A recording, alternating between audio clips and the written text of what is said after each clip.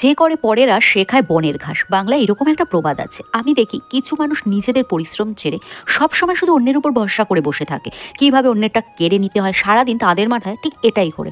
কোনো কিছু গড়তে গেলে অনেকগুলো দিন তার সঙ্গে প্রচুর পরিশ্রম মিশে থাকে। এটা সেই মানুষগুলো দ্বারা কখনোই বোঝা সম্ভব নয় যারা সারাটা জীবন শুধু অন্যের ভরসায় কাটিয়ে দেয়। আমি জীবনে এরকম অনেক মানুষ দেখেছি যারা সারাক্ষণ তুলনা করে, তাদের মুখে হাসি থাকলেও মনের ভিতর না অশান্তি।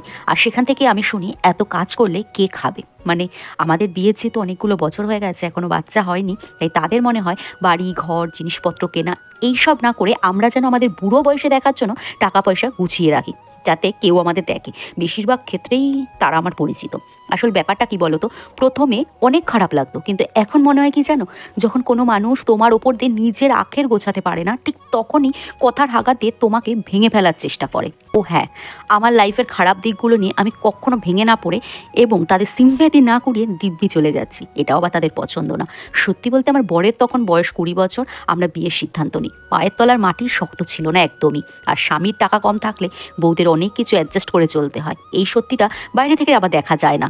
আর আমি কোনোদিনও এটা ভাবিনি ওর এটা আছে আমারই এটা লাগবে। যদি সেটা পেয়ে যাই ভাবি ভাগ্যে ছিল তাই পেয়েছি, আর যদি না পাই তাহলে মনে করি আমার ভাগ্য খারাপ। এই নিয়ে কাউকে দোষারোপ করা আমার ঠিক পছন্দ না। বেশ কিছুদিন ধরে বাড়িতে কাজ চলছে, দুপুরে বিরিয়ানি বানালাম, শাশুড়ি বৌমা খেয়ে আজ না রান্নার কোনো ভিডিও নিতেই পারিনি, এত দেরি হয়ে গেছিল।